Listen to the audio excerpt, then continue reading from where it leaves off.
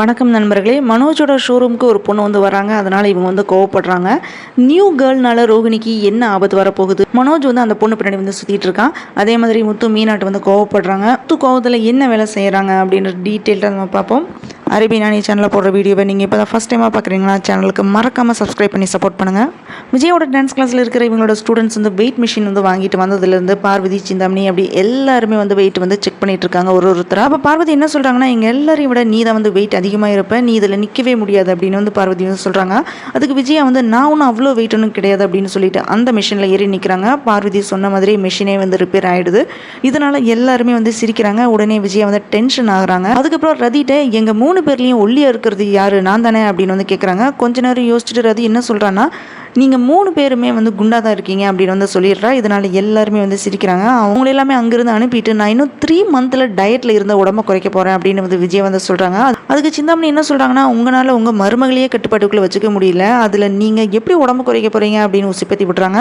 அதெல்லாம் என்னால் முடியும் அப்படின்னு விஜய் வந்து சவால் விடுறாங்க. மனோஜ் ஷோரூமில் இருக்கும்போது அங்கே ஒரு லேடி கஸ்டமர் ஒன்று வர்றதை பார்த்து மனோஜ் வந்து ஜொல்லு விடுறான். அப்போ ரோஹிணி அங்கே வந்து நிற்கிறது கூட கவனிக்காமல் மனோஜ் அந்த பொண்ணை பார்த்துட்டு இருக்கான். இது எல்லாமே பார்த்து ரோஹிணி வந்து ஷாக் ஆகிறாங்க. அதுக்கப்புறம் ரோஹிணி மனோஜ் அந்த பொண்ணுக்கு என்ன வேணும் அப்படின்னு நான் பார்க்குறேன் அப்படின்னு வந்து சொல்லுவாங்க. அதுக்கு மனோஜ் இல்லை வேண்டாம் நானே கூட்டிகிட்டு போகிறேன் அப்படின்னு சொல்லிட்டு டிவியை வந்து காட்டி பேசிகிட்டு இருக்கான்.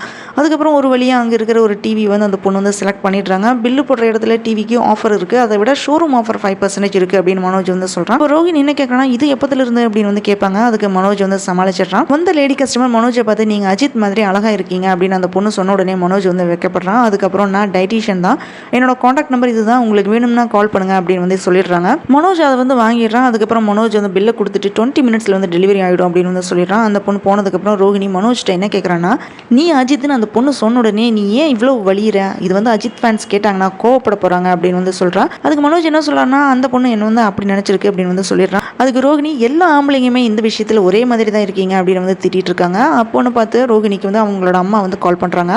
அதனால் ரோஹிணி தனியாக வந்து பேசிகிட்டு இருக்காங்க. அப்போ கிறிஷோட ஸ்கூலில் பேரண்ட்ஸ் மீட்டிங் இருக்குது, உன்னை வந்து வர சொல்கிறாங்க அப்படின்னு வந்து சொல்கிறாங்க. நான் அப்ராடில் இருக்கேன் அப்படின்னு சொல்ல வேண்டியது தானே அப்படின்னு வந்து ரோஹிணி சொல்கிறாங்க. அதுக்கு ரோஹிணியோட அம்மா என்ன சொல்கிறாங்கன்னா, நானும் இப்படி தான் வந்து சொன்னேன், ஆனால் கண்டிப்பாக வரணும் அப்படின்னு வந்து சொல்கிறாங்க. வீடியோ கால் மூலமாக கண்டிப்பாக பேசணும் அப்படின்னு வந்து சொல்கிறாங்க அப்படின்னு வந்து சொல்கிறாங்க.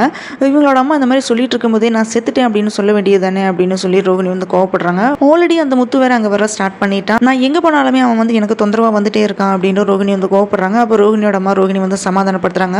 அங்கே மீனா வந்து கார் ஓட்டிகிட்டு இருக்கும்போதே முத்து வந்து பக்கத்தில் இருந்து எல்லாமே வந்து சொல்லி கொடுத்துட்ருக்கான். அப்படி கார் டிரைவ் பண்ணிட்டு வர வழியில் மீனோட ஃப்ரெண்ட்ஸ் ஒருத்தங்க வந்து அங்கே நின்றுட்டு இருக்காங்க. அந்த ஃப்ரெண்டை பார்த்த உடனே மீனை வந்து காரை வந்து ஸ்டாப் பண்ணுறான். வா ட்ராப் பண்ணுறேன் அப்படின்னு சொன்னப்போ, நீ நல்லா கார் ஓட்டுனதுக்கப்புறம் உன்னோட காரில் வருவேன் அப்படின்னு வந்து சொல்லிடுறாங்க.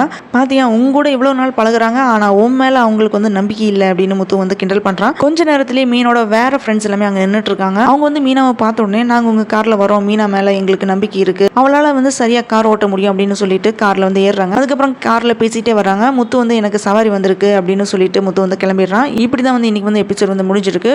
ரோஹிணி வந்து பேரண்ட்ஸ் மீட்டிங் வந்து வருவாங்களா, அப்படியே வந்தால் மாட்டிப்பாங்களா, இல்லை எஸ்கேப் ஆகிட போகிறாங்களா, இல்லை டேரெக்டாக வந்து மீட்டிங்க்கு வராமல் வீடியோ கால் மூலமாக அட்டன் பண்ணுவாங்களா அப்படின்றது இனி வர எபிசோடில் நம்ம தெரிஞ்சுக்கலாம்.